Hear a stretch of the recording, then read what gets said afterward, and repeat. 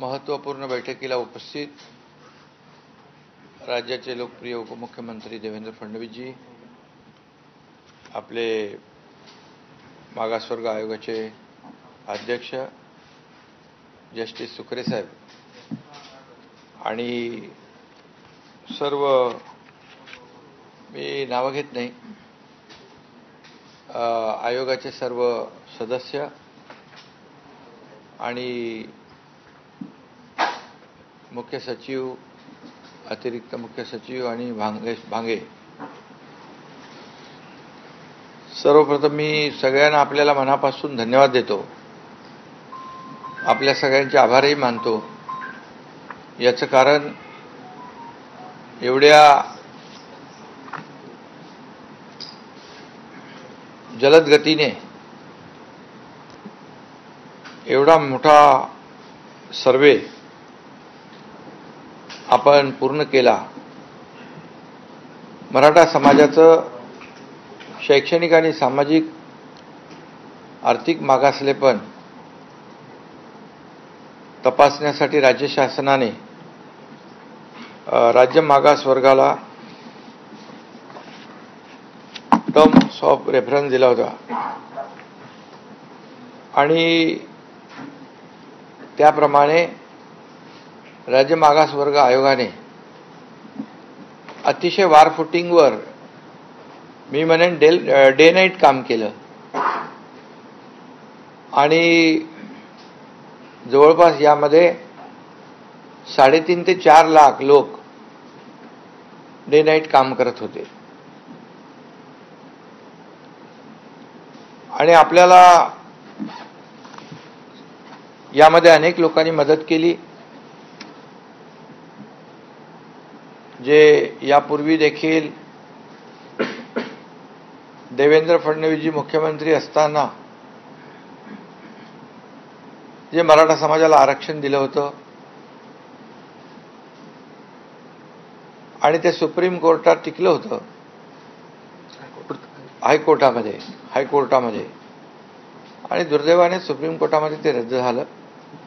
पण हायकोर्टामध्ये जे आणि मराठा समाजाला आरक्षण देण्यासंदर्भात ज्यांनी त्यावेळेस सहकार्य केलं होतं, या सगळ्यांची मदत आपल्याला या कामामध्ये मिळाली. आणि त्यामध्ये मागासवर्ग आयोग, सुकरे साहेबांनी आणि त्यांच्या टीमने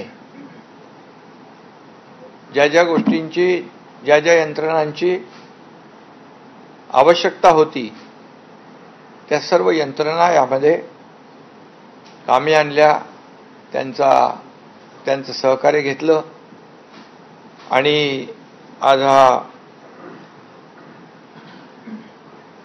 अतिशय महत्त्वाचा असा अहवाल या ठिकाणी शासनाला त्यांनी सुपूर्द केलेला आहे. सदर अहवाल मंत्रिमंडळाच्या बैठकीमध्ये ठेवला जाईल आणि त्यामध्ये सादर करून शासन निर्णय घेईल. आणि त्यासाठी विशेष अधिवेशन 20 फेब्रुवारीला आपण जाहीर केलेला आहे. त्या अधिवेशनामध्ये या बाबतीमध्ये चर्चा होईल. या कामामध्ये जिल्हाधिकारी, विभागीय आयुक्त, मनपा आयुक्त आणि त्यांची सगळी टीम ही काम करत होती आणि जवळपास 2.25 कोटींपेक्षा जास्त कुटुंबांचं सर्वेक्षण यामध्ये करण्यात आलं. त्यामुळे मी पुन्हा एकदा सांगतो की आदरणीय सुकरे साहेब आणि त्यांच्या टीमचं मनापासून मी अभिनंदन करतो. ज्या पद्धतीने काम झालेलं आहे, त्यामुळे आम्हाला शासनाला विश्वास आहे की मराठा समाजाला शैक्षणिक आणि सामाजिक मागासलेपणावर टिकणारं, कायद्याच्या चौकटीत बसणारं आरक्षण ओबीसीला कोणताही धक्का न लावता, इतर समाजावर कुठलाही अन्याय न करता या ठिकाणी मराठा समाजाला देय असलेलं टिकणारं आणि कायद्याच्या चौकटीत बसणारं आरक्षण देता येईल, मिळेल असा विश्वास आम्हाला वाटतोय.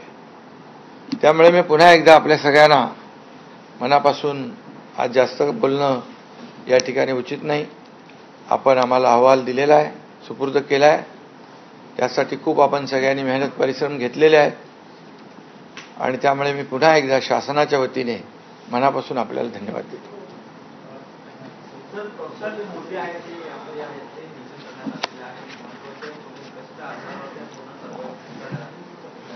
काय